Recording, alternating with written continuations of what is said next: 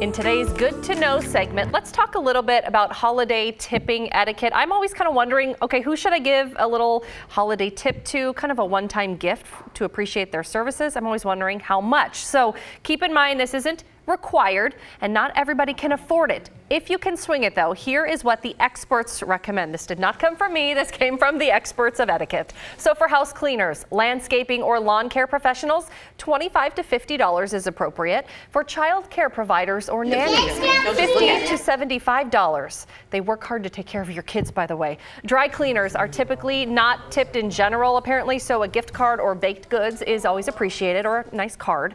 Trash collectors, workplace janitors, $10 to $20.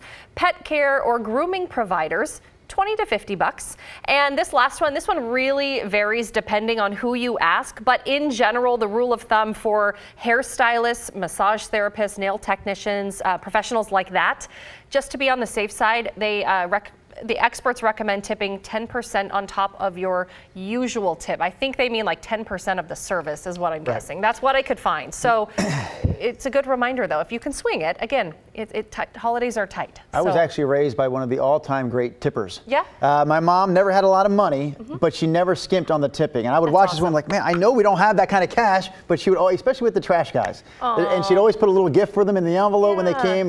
Trash was picked up a little differently in Philadelphia than I've noticed it's picked up here. But those trash guys always appreciate it. Karen's such a sweetheart.